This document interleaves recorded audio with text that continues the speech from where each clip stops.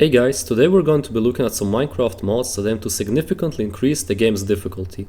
The mods on this list will do several things. They will improve the AI of monsters, give them new abilities, increase their stats and make them scale, add some new enemies for you to face, and add some survival mechanics on top of that, such as the need to drink and heal your injuries, and some of the mods will also nerf certain mechanics so that it will be harder for you to survive. Most of the mods in this list are hardly configurable and you can combine different mods, although some combinations won't make sense, such as combining one monster stat scaling mod with another.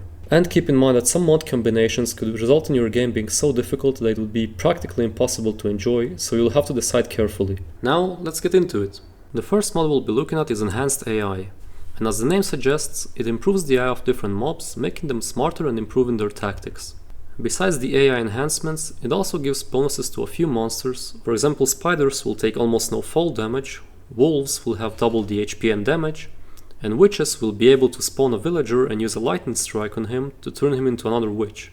The mod covers pretty much all mobs in the game, not only hostile mobs but also animals and pets.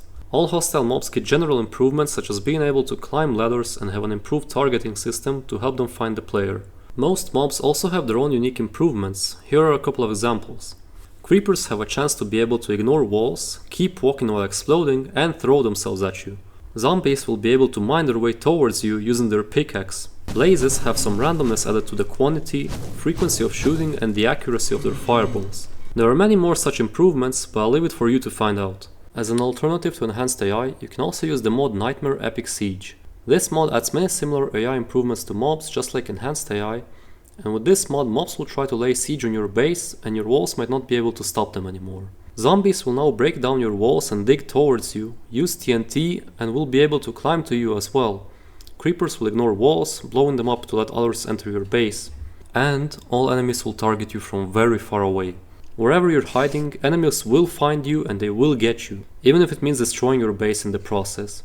Enhanced AI covers many more mobs than this mod, but Nightmare Epic Siege is also great fun to play with. I recommend you try out each of the mods to see which one you like more. The only gripe I have with this mod is that it removes the ability to sleep, but that's intentional so you won't be able to just skip through the sieges. Next we have the mod Angry Mobs. This one focuses on animals and makes them attack you back when you hurt them, and they will also be able to call for reinforcements. Now animals will no longer be just passive punching bags, but will pose a little bit of a threat. You can also just configure them to be aggressive by default, and you can set these behaviors for individual mobs and not just the vanilla animals.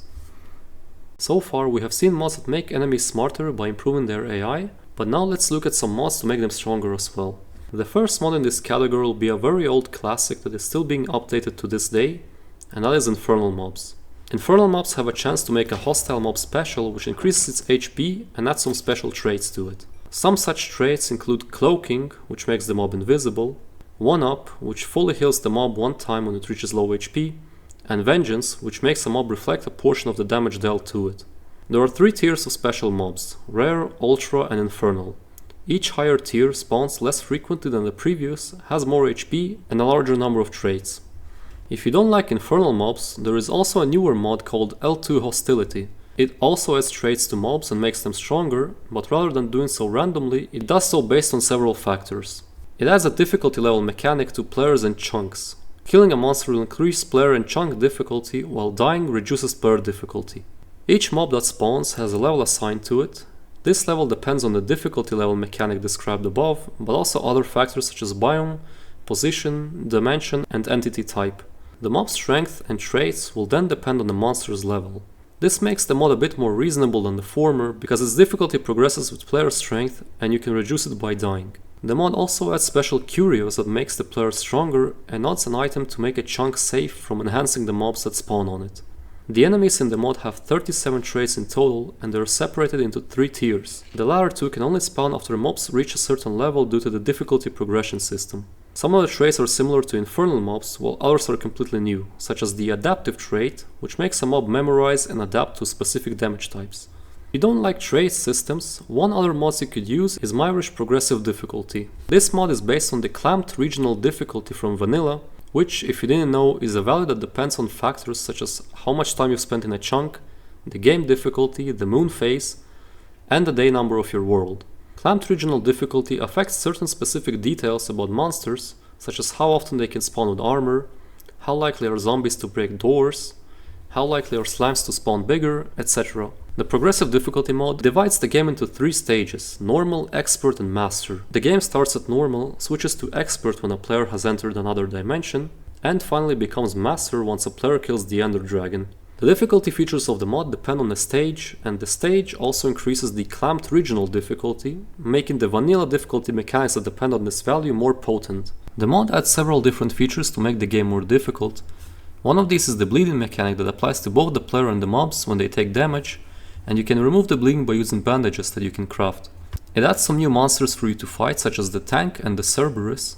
Some of these mobs will only spawn during a new event added by the mod, which is the Undead Army event, which occurs after you kill a certain number of undead in the overworld. It also adds some rewards, namely several treasure bags that are obtained in different ways and contain different items, the Enderium set that is even better than Netherite, and others. Now that we have covered making mobs stronger and smarter, we can also add some new mobs. The new mobs added by the mods in this video are stronger than regular vanilla ones, and will definitely make the game more difficult, while also spicing it up with some needed variety. The first of such mods is Enemy Expansion, and it adds a bunch of monsters and animals, most of which are hostile.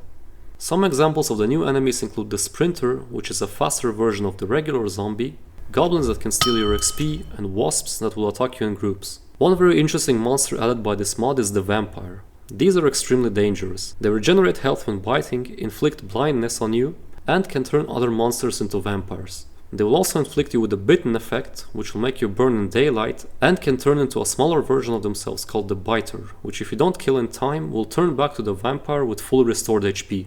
There are around 20 new enemies added in total, and I'll leave it up to you to discover all of them. The other mod you can use to add more enemies is called Born in Chaos. This is a very high quality mod that adds a bunch of enemies, some bosses and mini-bosses, as well as new items, blocks and structures. Here are some of the new mobs added. Door Knights that block your attacks, use equipment, have immunity to sunlight and increased armor.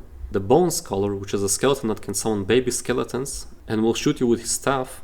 The Phantom Creeper, which is a creeper that will split into 2 copies of itself when hit. The Missionary mini-boss, a caster type monster that fights the player at range, can teleport and summon undead. Again, the other mobs I'll let you see for yourself. There are over 40 of them, and they all fit into the game quite well.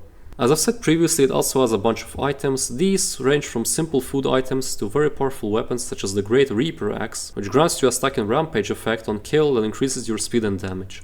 Alright, now is a good time to look at some mods that don't affect monsters but rather add other difficulty mechanics to the game, such as survival mechanics. The first mod that comes to mind here is called Tough as Nails. This is a very well known mod that adds thirst and body temperature mechanics to the game. Being in colder biomes will lower your body temperature and vice versa. Very low or very high body temperatures lead to hypothermia and hyperthermia, which damages you over time.